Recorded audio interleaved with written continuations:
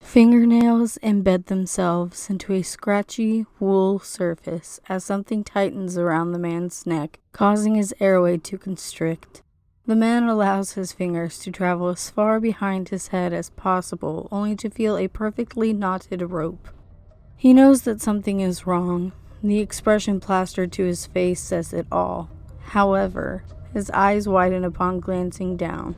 The tiled floor is more than 10 feet from the ledge he is standing on. His left foot slips when he tries to straighten his posture.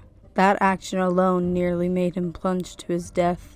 This causes the man to struggle to free himself of the rope. A low, excited hum sounds from behind him. An unknown male's voice loudly echoes throughout the building, his words reciting the Bible. The man's heart begins to beat faster when he realizes that he is in a church, the same one that his family is sitting in at this very moment. His eyes quickly dart in all directions to see the beautiful stained glass directly across the room. This is only one of many images he has seen before. The depiction of Jesus nailed to the cross. A calming sensation washes over the man as he focuses his attention on the mesmerizing display the window makes when the sunlight shines on it.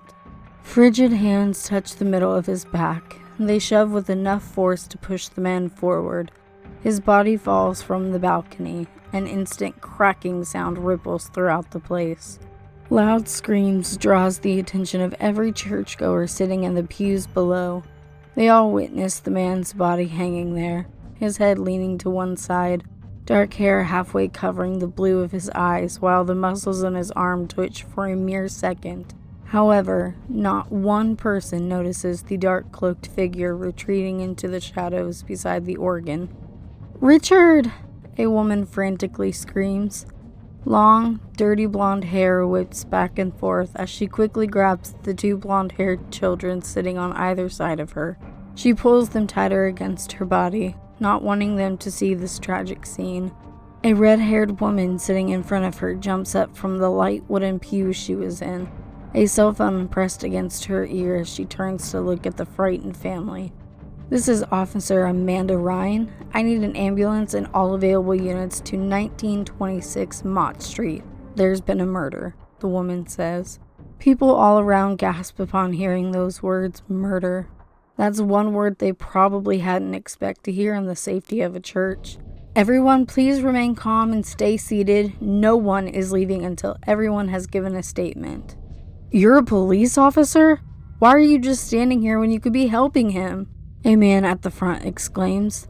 "Again, everyone is to remain calm and stay seated until the police arrive. Now, ma'am." Amanda turns to the distraught woman behind her. "Was he your husband?" "Yes," she nods. "His name is Richard Pratt. I am Teresa, and these are our 2 daughters. Would you mind if we spoke privately for a moment? My children, my wife Lana can look after them. We won't be gone very long," Amanda reassures her. Teresa hesitantly nods before standing up. She ushers one daughter to step into the aisle while pulling the other daughter behind her. Lana is a beautiful woman. Chestnut-colored hair barely touches her shoulders. Her olive-toned skin seems lighter beneath the sun, and she has beautiful, bright green eyes. She politely smiles while extending her arms to envelop the scared girls. Amanda gently takes Teresa's trembling arm and escorts her toward the back of the church. "I am terribly sorry for your loss, ma'am, but I do have to ask." Amanda pauses to choose her next words carefully. "Did your husband have any enemies? Anyone in his life that would want to hurt him?" No, of course not. Richard was the sweetest man. He helped anyone who needed it, and he put everyone else before himself. Oh God, how?" Teresa shakes her head. "How am I going to explain this to my daughters?" "The best thing you can do for them at this moment is to keep them in the dark. There is a grief counselor that works closely with our department. We can bring them here until the person responsible is caught. I am going to take you to one of the other rooms, but that is where I will need you to remain until I am able to tell you otherwise." "Who would do something like this, and in a church no less?" Teresa asks. Her shoulders begin to shake uncomfortably. Tears slide down her cheeks once more as Amanda takes her back to be with her children. The large open church room slowly fills with the whispers of people talking among themselves about the current situation. They begin to develop theories as to who was responsible for it, and start rumors about the now deceased man and his life at home with his family when other police officers arrive. Those theories and rumors spread around the large room like a wildfire. Those people had not truly taken into consideration of how their words would only make the grieving wife and daughters all the more upset. This particular family had every right to be upset. They had just lost an important person in their lives. The police tried to be as discreet as possible whilst discussing the matter of what to do with the body. A few of the officers want to cut the rope in order to bring down the man whom had met his untimely death, yet they are not able to do so because this is now an active crime scene, which meant that they would have to investigate, not to mention the fact that this is an entire church full of suspects. Any one of these people could have had a reason to kill this man. Who would want to kill such a kind-hearted man? The man had done so many good deeds while living out his time.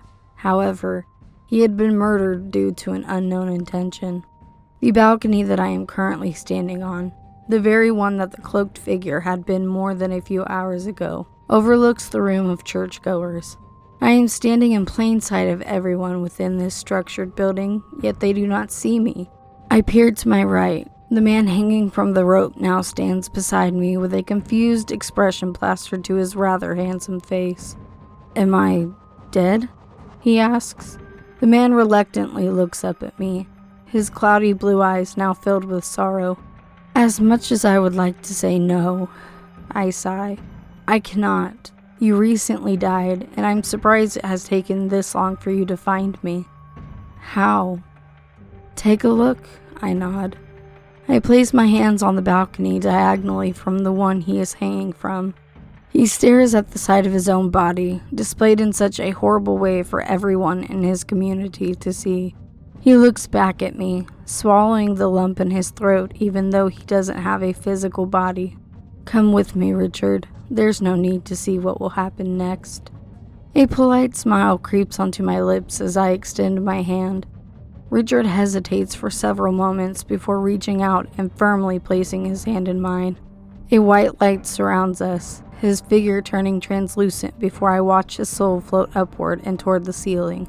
Now he can be at peace with the loved ones calling him from the clouds above. This is my first time visiting Robin's Hollow, my first time having the pleasure of experiencing the interactions of humans.